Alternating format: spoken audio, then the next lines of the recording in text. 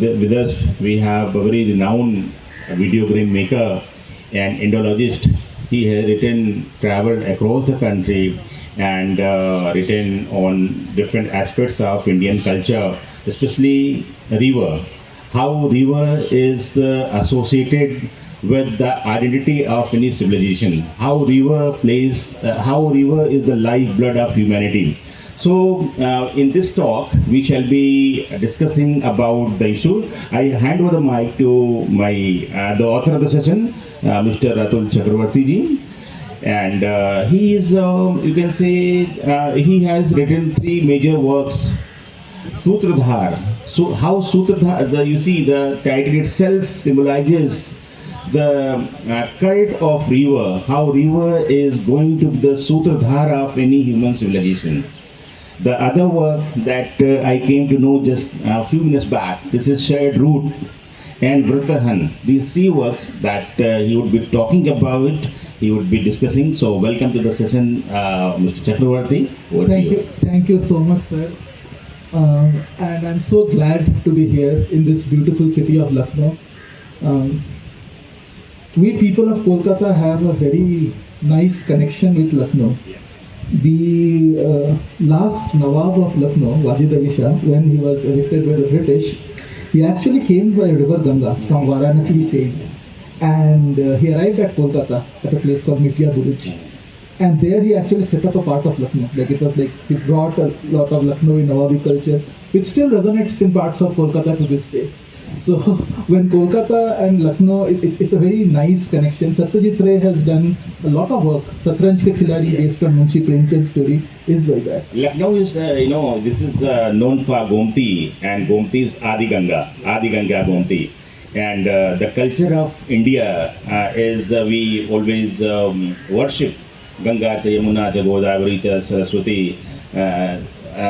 We welcome, we begin our day with the names of this river. So how do you define the importance of, how do you talk about the importance of rivers in Indian life, Indian milieu? So I'm a storyteller, so I'll tell a story. Yeah. And through that, let this session be about stories. Okay. So through that, I will. The rivers also tell a lot of stories, Yes. because a lot of stories of empires, Yes. stories about the rise and fall of empires and civilization, that is rooted and that is listed in the water of river. So over to you. Yeah, about this. So the first story is that of a little drop of water. That little drop of water lives in the Indian Ocean. Indian Ocean is the home of Varuna. And Varuna is a very stern person, very strict with rules and everything.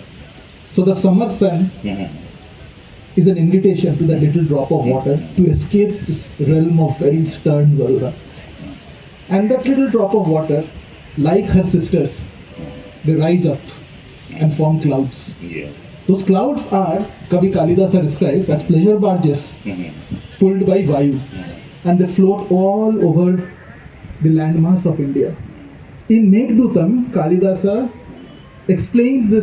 uses this phenomena to explain the geographical features of Bharatvarsh. Those same clouds reach the mountains, and there, for a moment, they freeze into snow and then fall down as rain.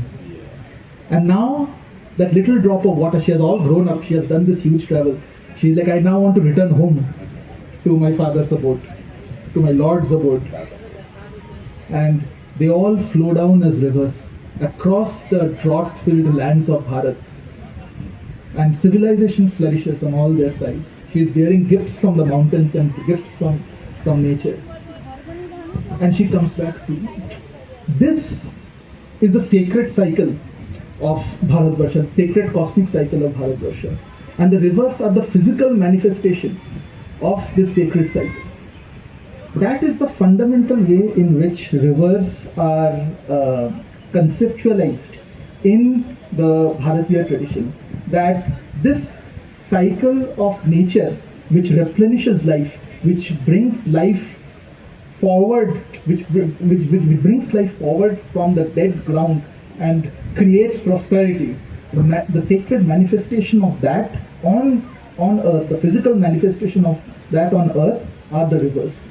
So that is where, like, whenever we talk about rivers in our tradition, this is the fundamental point that we must. All the rivers, whether it is Ganga, Narmada, Godavari, wherever you go, they are all welcomed and praised as Papnashini, somebody who clears karma, and they bring us a prosperity. They are the great leaders, they are the change makers. So that unity, that cultural unity is unique in Bharat, that everywhere from top to bottom, wherever you It's go. quite symbolic also, because when we see that our human body, that we are made of Chiti, Jal, Power, Gagan and Samir. So how they construct our human entity, and how ultimately when we go to the cosmic association of human self, so this story of water drop and then going that back to the ocean, that is also a symbolic circle of our life and death and then rebirth. How do you think that this water and river, the sacredness of river water, that is always there in every civilization, every culture, every religion that is in India, how that is associated with the construct of the whole scriptural, the whole civilizational narrative of what we call Bharat, what we call Bharatiyata. Um, this is a very. Again, I'll tell another story. Yeah. Okay. This particular story is found in the Rig Veda. It's one of the oldest stories that we have. In the third mandala, 33rd